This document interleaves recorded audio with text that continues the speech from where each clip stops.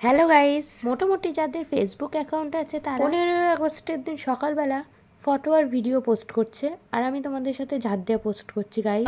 আমার তো ফটো আর video shoot করাই এর জন্য আমি আর পোস্টও করতে পারলাম না। সত্যি কথা বলতে কি জানো, আমার কাছে কোনো পতাকাই ছিল না, আর আমি পতাকা কিনেও আনিনি।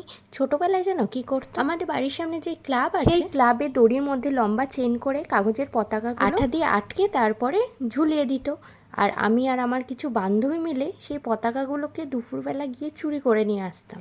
চুরি করে নিয়ে এসে সেই পতাকাগুলোকে আমরা আবার ছাদের মধ্যে এসে টাঙাতাম। আরে জানি ছোটবেলায় তোমরাও করেছো, কিন্তু তোমরা বলবে না। যখন আমরা স্কুলে পড়তাম তখন একটা করে মেরি বিস্কুট আর একটা করে লজেন্স দিত, তার জন্যই আমরা সকালবেলা তাড়াতাড়ি করে স্কুলে চলে ছোটবেলায় যা করেছি, কিন্তু বড় হয়ে যখন পতাকার মূল্য বুঝতে পেরেছি তখন আর কোনো কিছু করিনি। সকালবেলা আমার দাদা এসে বলছে পতাকাটা এখন ছাদের মধ্যে তুলবে, এর জন্য আমি বলছিলাম কি করে তুলবি তার ব্যবস্থা কর। পতাকাটার মূল্য আমার কাছে অনেক বেশি, এর জন্য আমি কখনোই পতাকা নিয়ে ছেলেখেলা করি না। আমি যেন একদিন নিজে দেখেছি পতাকা উল্টো করে টাঙিয়ে থুয়ে দিয়েছে। যেটা তুমি জানো না সেটা লোক দেখিয়ে করে তো লাভ নেই না।